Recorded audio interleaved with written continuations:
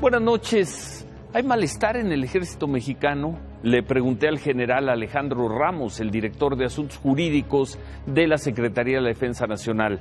Esto respondió.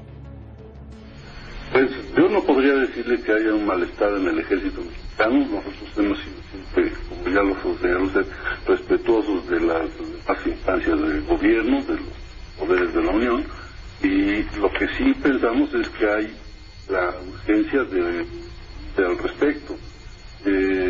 Malestar, más que malestar, es preocupación por la situación que se está viviendo y la falta de definiciones.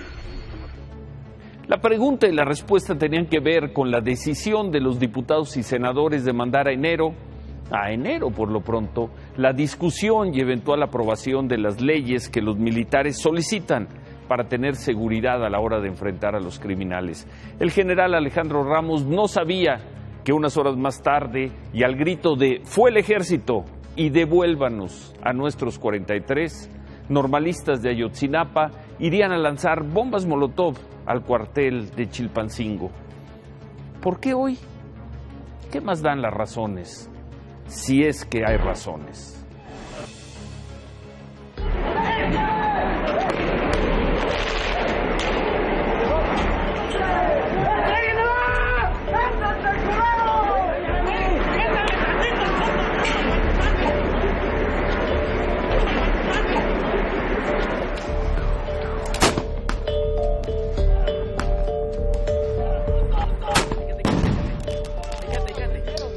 No mames, no lo prendieron. Oh, préndalo esta.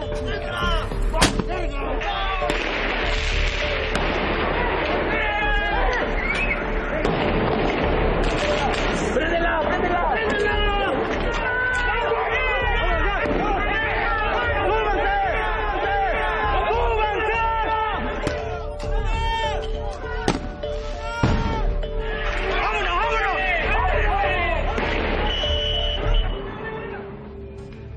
No hubo lesionados, queda únicamente el registro de otro ataque a las instalaciones del ejército mexicano. Un ejército al que los legisladores le regatean desde hace al menos 8 años una ley, más o menos cuando los normalistas de Ayotzinapa atacaban el cuartel de la 35 Zona Militar en Chilpancingo. Los senadores festejaban el fin de año en la Ciudad de México. Claro que los senadores dirán que una cosa es una cosa y otra cosa es otra cosa. Así celebraron hoy los senadores.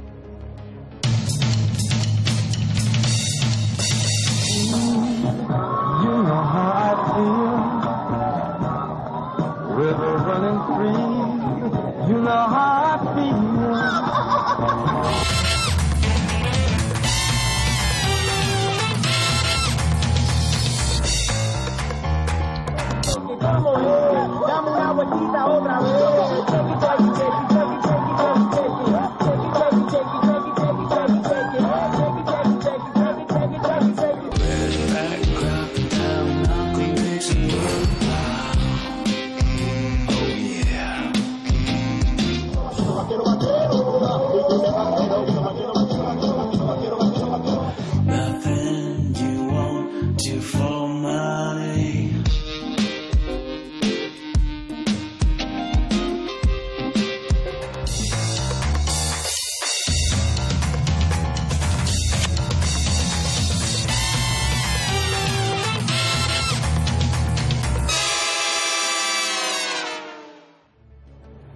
Si una imagen vale 1000 palabras, una secuencia de imágenes vale 2000, 10,000, 100,000 palabras. Además de Chilpancingo y la preposada de los senadores, este miércoles tenemos 72 horas después, las autoridades federales nos informan que ninguno de los 4 agresores de Ana Gabriela Guevara han sido detenidos. Se cumplen 2 meses de la huida de Javier Duarte. El Consejo Político Nacional del PRI sesiona sin decir una palabra sobre el exgobernador de Veracruz. Se cumple la palabra. La banda criminal del Tequilero libera a un poblador de San Miguel Totolapan, Guerrero. Los pobladores de San Miguel Totolapan liberan a canje a la mamá del tequilero. Hoy es miércoles de 3 de 3 con Federico Arreola, Julio Hernández y Juan Ignacio Zavala.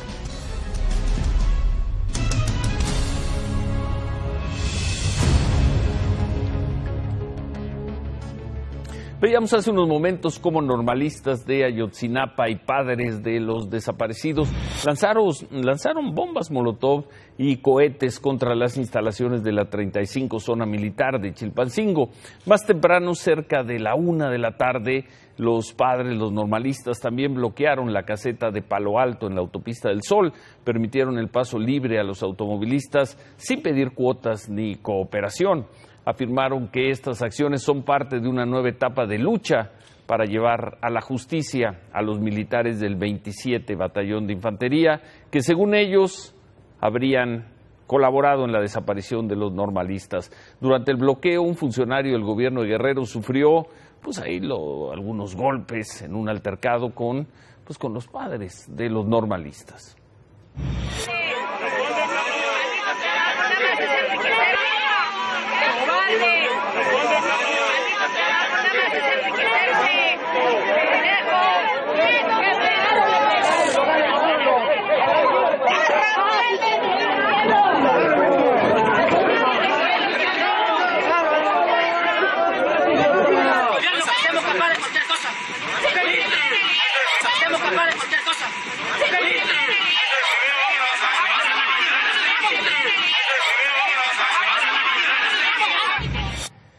Bueno, eso en una parte de Guerrero. También en Guerrero, el domingo fue secuestrado en San Miguel Totolapan el ingeniero Isauro de Paz Duque. El secuestro motivó a los pobladores, que los pobladores se armaran y buscaran al quien ellos consideraban era el responsable de este secuestro, un líder regional criminal conocido como el Tequilero.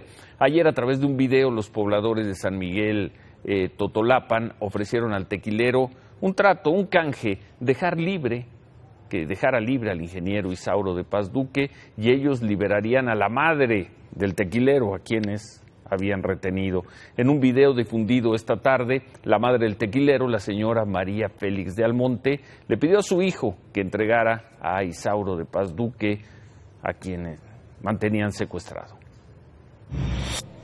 Hijo, si tienes al ingeniero, entrégalo, por favor. Si tú lo tienes, yo confío en que lo vas a entregar. Hazlo, por favor. Unas 3-4 horas después de que se difundiera este video, el ingeniero fue liberado, lo liberaron esta noche. A través de su cuenta de Twitter, el gobernador de Guerrero, Héctor Astudillo, informó que el ingeniero Isauro de Paz ya está con su familia. Después de la liberación, los pobladores dejaron libre a la madre del Tequilero. A través de un comunicado, el gobierno de Guerrero informó que se espera que en las próximas horas 19 personas que permanecen retenidas por los pobladores de San Miguel Totolapan sean liberadas. Tras la liberación, la esposa del ingeniero Isauro de Paz reclamó que el gobernador de Guerrero, Héctor Astudillo, no estuviera en la zona y condicionó la liberación de las otras 19 personas a que el gobernador esté presente. Así se dio este momento hace no mucho, hace un par de horas, en San Miguel Totolapan. Es que tienen en sus manos a la señora, a la mamá del Tequilero. Se los entrego sana y salva. Aquí está la señora. Señora, este es mi esposo, que tanto le decía que le dijera a su hijo que me lo regresara. ¡Unido! ¡Jamás será vencido! ¡Unido! ¡Jamás será vencido! ¡El pueblo unido! ¡Jamás será vencido!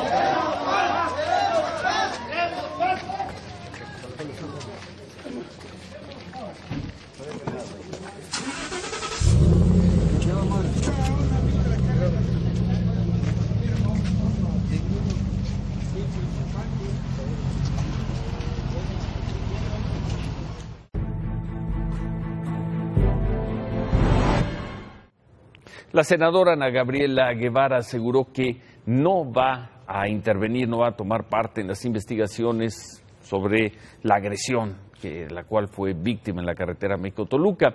En una entrevista con ESPN Radio Fórmula, Ana Gabriela Guevara aseguró que se tiene una foto y la ubicación de una de las 4 personas que estuvieron involucradas en el ataque. Esta noche, sin embargo, fuentes federales confirmaron a Imagen Noticias que al momento, hasta hace una hora, no había ninguna persona detenida por la agresión a Ana Gabriela Guevara.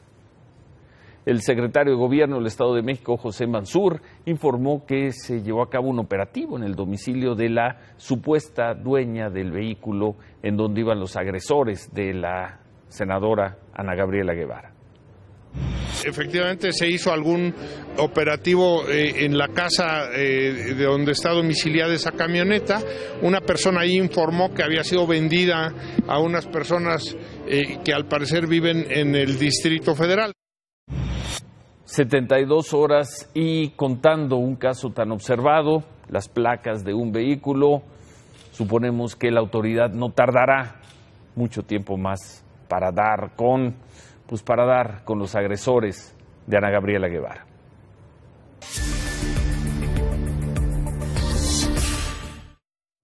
De 2013 a la fecha se han registrado 23.333 casos de extorsión en el país, de acuerdo con las estadísticas del Sistema Nacional de Seguridad Pública.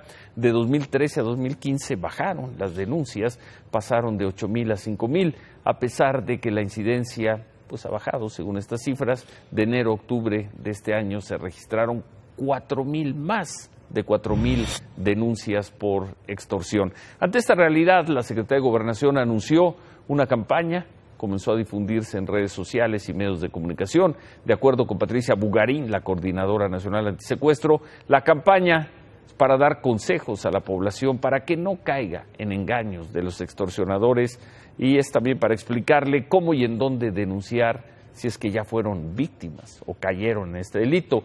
El subsecretario de Prevención del Delito, Alberto Beñé, aseguró que es en esta época del año cuando aumentan los casos de extorsión. En los spots se pide a la población marcar al 088. En ese número se van a atender las denuncias.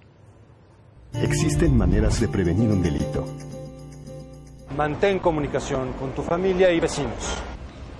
No publiques información personal. Reporta autos, personas o lugares sospechosos. Haz citas en lugares concurridos. Procura cambiar tus rutas habituales. No des datos personales a desconocidos. Juntos, con estas acciones, es fácil ponérsela difícil. Ante cualquier situación, llama al 088. Juntos contra el delito. Gobierno de la República.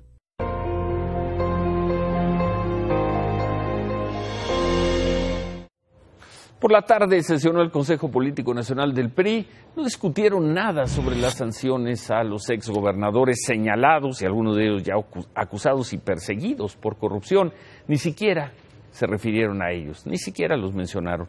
Discutieron los candados que van a ponerle a los futuros candidatos, sobre todo para quienes quieran postularse el próximo año a gobernador en los estados de México, Coahuila y Nayarit. El Consejo del PRI aprobó medidas para evitar que los candidatos que postulará no tengan vínculos con el crimen o para determinar si han incurrido en corrupción. Para evitar esta situación, el PRI cree que basta con aplicarles las pruebas de control de confianza, el polígrafo, el antidoping, investigar su situación fiscal y patrimonial a través de la PGR y el SAT. A ver cómo le va al PRI con esto.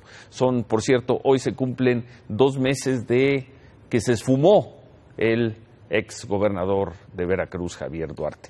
Y hablando de elecciones del próximo año y de priistas, en Coahuila, el diputado federal Javier Guerrero renunció al PRI y anunció que en las próximas horas se va a registrar como candidato independiente para buscar ser gobernador de Coahuila. El diputado dijo que no encontró apoyo en el partido en el que militó 40 años. Javier Guerrero tiene una larga trayectoria, estuvo en el equipo de Beatriz Paredes cuando Beatriz ganó la presidencia del PRI en el 2002. En 2005 participó en la elección interna del PRI para gobernador del estado, donde perdió ante Humberto Moreira. Ahora deja el PRI y va a buscar ser candidato independiente. Sobre estos temas, el INE, el Instituto Nacional Electoral, determinó que de los 520 millones de pesos de multas a los partidos políticos y sus comités estatales por irregularidades que se encontraron en sus gastos de 2015, se les va a hacer una rebaja de 118 millones de pesos.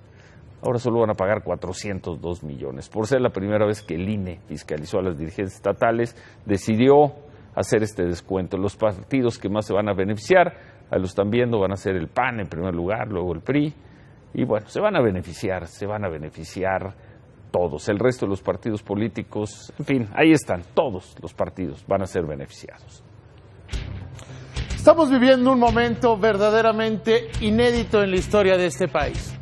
Solo 2.8% de los mexicanos tienen 75 años o más, es decir, recuerdan o habían nacido antes de la expropiación petrolera, que como sabemos tiene 78 años. El muro de Berlín duró 28 años nada más. En México vivimos casi 8 décadas con un precio de la gasolina controlado. Estamos entrando a un mundo total y absolutamente nuevo. La liberación de los precios de las gasolinas es un sueño mal interpretado y que para muchos se les puede volver pesadilla.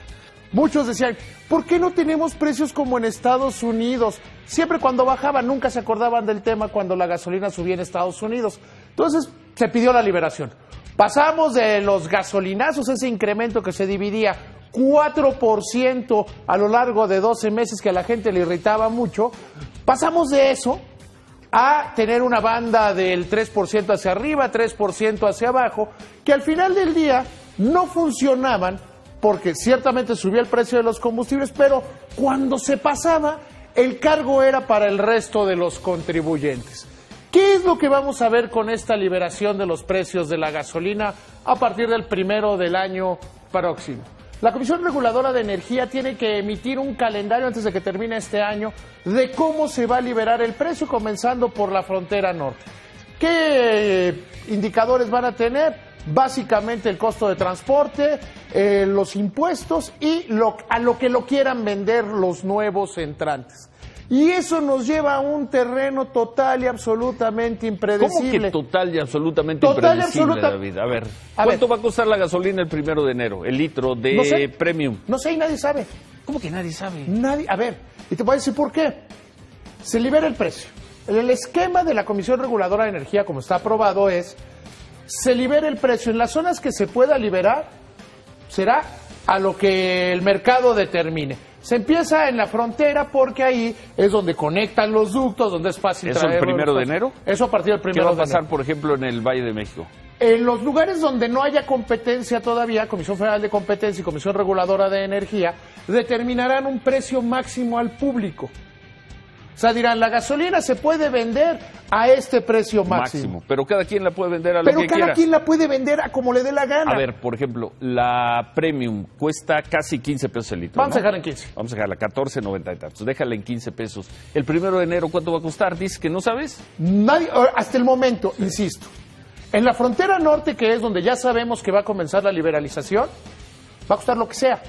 ¿Cómo se integra el precio? Transporte, almacenaje, lo que sea, puede ser 15, 50, 16, 18, 20. O puede ser 13. Hay un factor X que no hemos considerado aquí. La competencia. Insisto, decía al principio, el muro de Berlín duró 28 años y destrozó, y los gobiernos socialistas duraron menos de lo que duró Pemex en manos del Estado siendo un monopolio. Solo, te lo decía al principio, el 2.8% de los mexicanos tienen más de 75 años. Nunca hemos vivido en saber qué se siente en poder ir a la gasolinería A o a la gasolinería B y que los precios sean diferentes. Están entrando nuevos. Los gasolineros dicen que va a subir 8% y otros pero nadie sabe. Nadie sabe. Lo más probable es que suba. Es probable que suba porque está subiendo el precio de la gasolina. Pero hay un factor. El precio del petróleo. Está subiendo el precio del petróleo, por lo tanto de las gasolinas. Y el factor de que hay poca competencia. Podríamos correr el riesgo de que todos los gasolineros, los nuevos, Exxon, Gulf, Hidrocina, Oxxo, que dijeran, nos quedamos como estamos o la subimos 8% como quieren las asociaciones de gasolineros. O que haya alguien que diga, me vale, yo la puedo vender a 14. más barata para ganar mercado, para que la gente quiera ir conmigo. Tenemos esa gran incógnita. A ver si mañana nos dices en cuánto va a estar.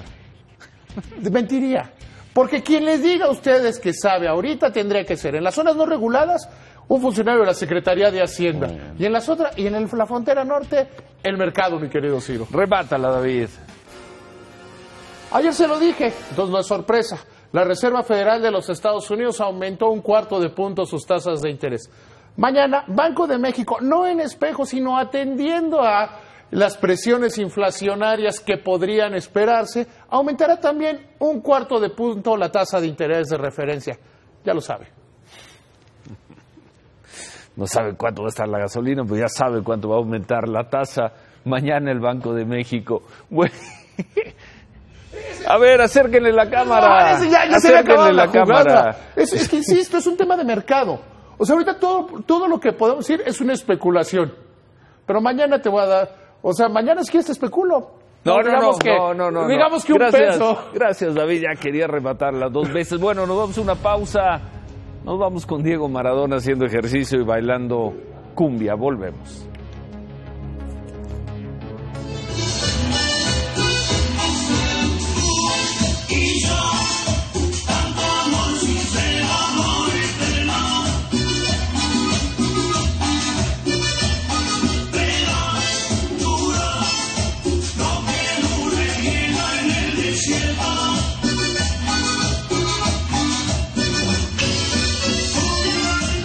¿Qué más tenemos, Paola?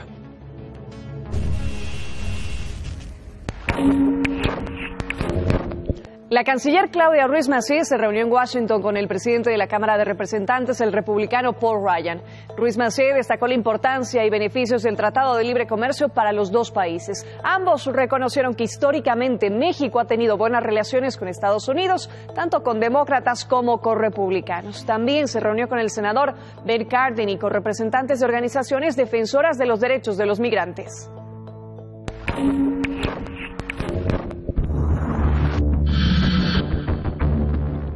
Miguel Ángel Mancera dijo que el gobierno de la Ciudad de México ganó el primer round en el tema presupuestal. Porque sí, se puso complicada la cosa, pero el país ahí está. Les prometimos que íbamos a luchar por el presupuesto y lo tenemos. Lo tienen ustedes en sus colonias, en sus delegaciones. Explicó que a pesar del recorte al presupuesto capitalino, obtuvieron 900 millones del Fondo de Aportaciones a la Infraestructura Social y 650 millones del Fondo para Infraestructura Estatal y Municipal. Durante la entrega de cheques del Programa de Mejoramiento Barrial, Mancera aprovechó la presencia del exboxeador Esteban El Pingüino López, se puso los guantes y conectó un par de ganchos.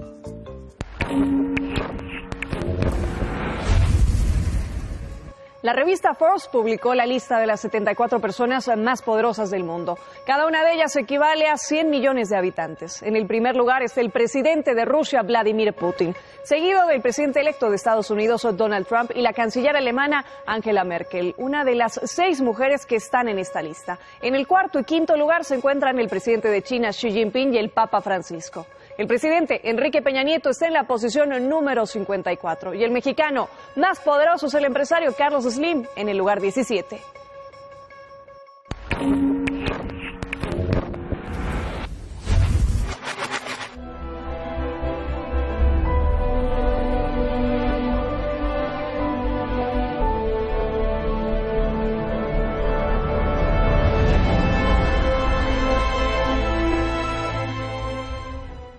Así es como quedó la ciudad de Alepo en Siria luego de que en el 2011 estallara la guerra civil entre las Fuerzas Armadas del gobierno del presidente Bashar al-Assad y el grupo terrorista ISIS. En las últimas semanas se han visto videos denominados como El Último Mensaje, en los cuales ciudadanos se despiden y cuentan cómo se encuentra Alepo y cómo quedó destruida.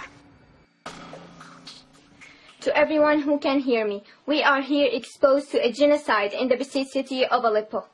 This may be my last video. A pesar de que el martes se anunció un nuevo cese al fuego, no fue respetado y los ataques continúan en las calles. Más de 400,000 personas han muerto hasta el momento.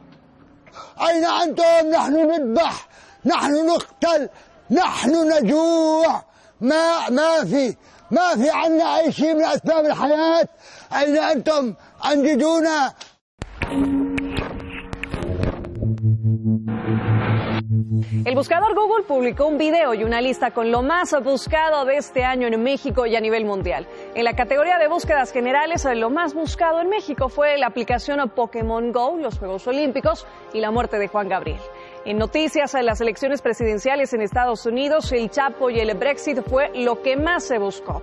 Los nombres más buscados fueron Donald Trump, Kate del Castillo y Joaquín el Chapo Guzmán. Y a nivel mundial, lo más buscado fue Pokémon Go, las elecciones en Estados Unidos y Donald Trump. Love is love is love is love is love is love is love is love cannot be killed or swept aside. Now fill the world with music, love, and pride.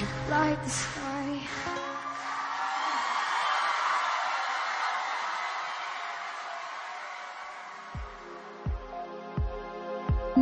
Permiso, Ciro.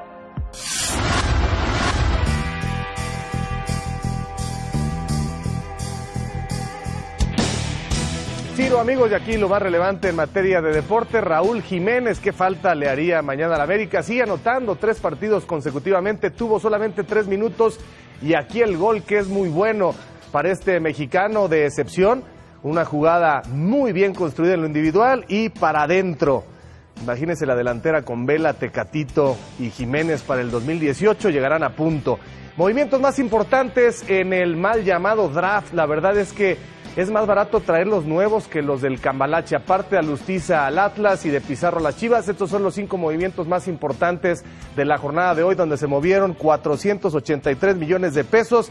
Fidel Martínez de Pumas al Atlas, Eduardo Herrera de Pumas a Veracruz, Peñalba de Veracruz a Cruz Azul, Cristaldo de Cruz Azul a Monterrey y Auche de Xolos a Toluca. Se sigue llenando esto de extranjeros. Y un día histórico, Ciro, amigos, esta madrugada, primera vez en la historia que se recurre a la tecnología para marcar un penal. Fue en el Mundial de Clubes, ya hay sorpresa aquí, El Atlético Nacional perdió frente al Kashima Antlers de Japón, que está en la gran final. El húngaro Víctor Casal ve que hay aquí una falta. Primero hay fuera de juego, el japonés Daigo está en aparente fuera de juego y es zancadillado por el colombiano Berrío.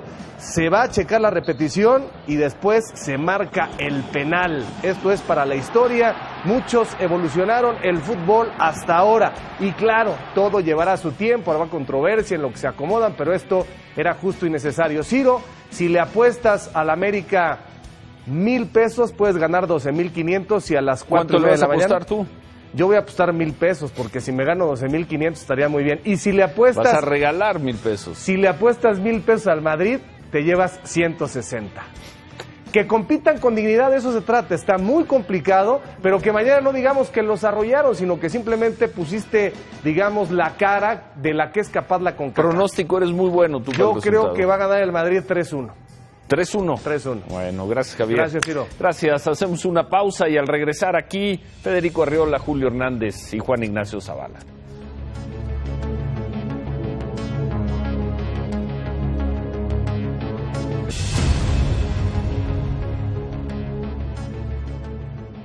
Federico, buenas noches. Buenas noches, Ciro. Prohibido decir Feliz Navidad. Casi al final. Julio. Buenas noches, feliz Navidad. Y próspero año nuevo. Estamos bien. Juan Ignacio. Buenas noches. Feliz Navidad. Próspero año nuevo. ¿Algo que comentar sobre Ana Gabriela Guevara o pasamos a lo siguiente? Una condena, ¿no? Y repulsa de ese acto bárbaro.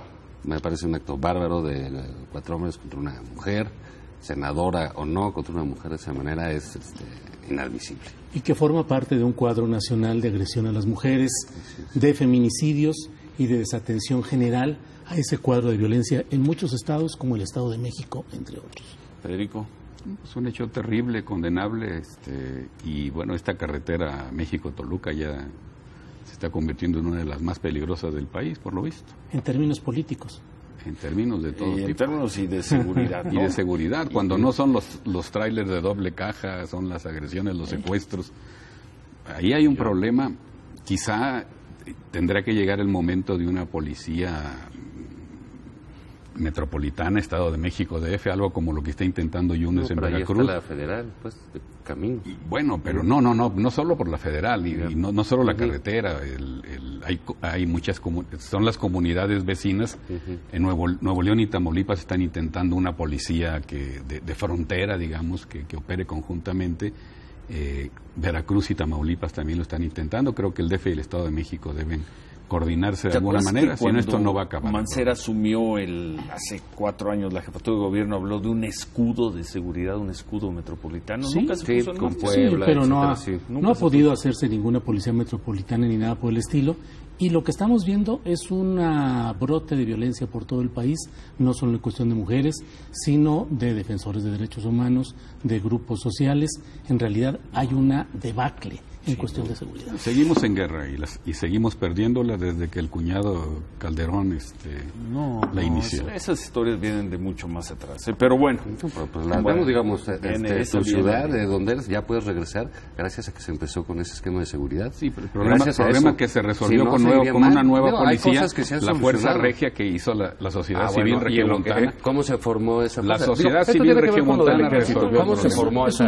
Esa policía se pudo formar porque estaba el ejército presente. No. Disculpa, cuando el ejército de la estaba, Marina, los que eran jefes la Fuerza Regia fue un esfuerzo, de la sociedad civil, la discusión entre dos personas que siempre están. La vez pasada, Julio, yo presencié tu pleito con Nacho, ahora tu presencia el mío, y apóyame, yo te apoyé la vez pasada. Siempre yo, buscando alianzas. A mí me parece que es muy preocupante la situación de esta propuesta de la Ley de Seguridad Interior, que se está manejando en términos de un albazo, de un madruguete legislativo, con una rapidez extraordinaria de todos los organizadores para tratar de tener esto dentro en enero.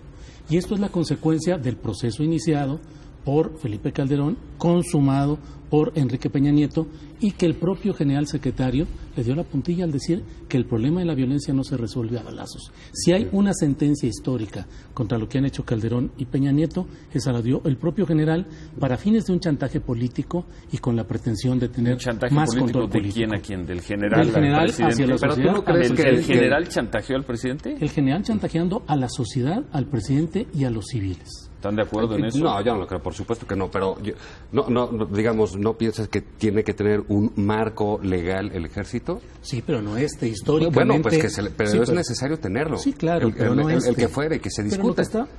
Pero que el ejército pueda, tener un marco de movimiento legal que se le ha negado durante años. El ejército tiene un marco de movimiento legal. Pero no sirve ahorita. No como policía. No funciona. Por eso. Como dijo Álvaro Obregón, solo se comete un error, todos los demás son consecuencias. Yo insisto, el error original lo cometió Felipe Calderón por legitimarse después de un fraude electoral y seguimos pagando. Eso es una hipótesis. No es una hipótesis. No, claro que es una hipótesis. Tú vas a ganarte el premio Nobel en lingüística porque estás inventando un sinónimo de fraude. Hipótesis. No, te dije hace 8 días que lo tuyo era una conjetura y tú dijiste, no es una conjetura, es la verdad. Es la verdad. Y no le llamaste conjetura, le llamaste hipótesis igual que Nacho. Yo y Nacho te está citando. Yo insisto. El error original fue ese. ¿Qué hubiera pasado en Nuevo León, en el estado en que vives? ¿Qué hubiera pasado en Nuevo León si no hubiera intervenido el ejército con todas las cosas que hubo mal? ¿Qué hubiera pasado? No se hubiera arreglado la seguridad. Por culpa de Calderón y su guerra en Nuevo León se volvió un infierno. El problema en Nuevo León lo resolvió la sociedad civil, sus empresarios, sus académicos, sus intelectuales creando la Fuerza Regia. Ve a Tamaulipas y pregunta si quieren que quiten al ejército. Ve a Veracruz y pregunta si quieres que quiten a la Marina. Ve a Chihuahua y pregunta si quieres que quiten las Fuerzas Armadas. No lo puedes quitar donde no hay policías. Lo que tienes que hacer es crear policías como se hicieron en Nuevo León. En Nuevo León la policía no la creó el ejército, no la creó Felipe Calderón. La policía de Nuevo León la creó la sociedad civil de Nuevo León. Se resolvió un problema. La Policía Federal, cuando empezó el gobierno de Felipe Calderón, tenía 6,000 elementos. La dejó con 45,000 elementos. De 2013 a la fecha, la Policía Federal no ha crecido en un solo elemento. Desde el punto de vista, Felipe Calderón está condenado históricamente como uno de los peores genocidas. Claro, lo digo yo. A eso vengo a decir lo que yo pienso. Hay un saldo histórico absolutamente negativo para Felipe Calderón con esa guerra sin estrategia, con un baño de sangre, con un debilitamiento de las instituciones y con un ascenso de los cárteles del narcotráfico que siguen dominando a este país, hagan lo que cambien de un estado o de otro. ¿Cuándo se fue suceda Felipe lo que Calderón? suceda. ¿Cuándo dejó el poder Felipe en Calderón? 2012. ¿La semana pasada? No. Sí, pero dejó una guerra, Ciro, dejó una guerra que ha sido muy difícil. Armó una guerra en un mes. ¿Qué es lo que vamos a hacer? Pasaron 4 años y no la puede armó una guerra en un mes y durante 6 años la alimentó. Durante 6 años ensangrentó al país solo porque se robó las elecciones. Solo se comete un error, dijo Álvaro Obregón. El error fue... No lo puedes traer a este programa. Lo voy a traer todas las veces que se me pegue la gana, Nacho. Lo quieras o no, lo aceptes o no, lo voy a traer todas las veces que se me pegue la gana. ¿Te queda claro? ¿Te queda claro? No me puedes tú imponer lo que puedo o no traer aquí o donde yo quiera. Entonces cállate y no me impongas nada. No me impongas nada. Yo puedo traer lo que yo quiera. ¿Te queda claro? En Navidad, en Año Nuevo o en Semana Santa puedo imponer lo que quiera. Desde luego, pienso yo que existe fundadas razones para poner en una absoluta categoría negativa la forma como llegó Felipe Calderón al gobierno de este país, con un mínimo y muy discutible porcentaje, pero además de ello, digo oficial, no el que realmente se considera, pero además de ello, el saldo de su gobierno es un saldo funerario de corrupción, de mucho engaño y de mucho trafique respecto a la cosa pública. Bueno, yo creo que la posición de Felipe Calderón, históricamente, hay una parte de la sociedad que debe pensar como Julio y Federico. Estoy completamente de acuerdo.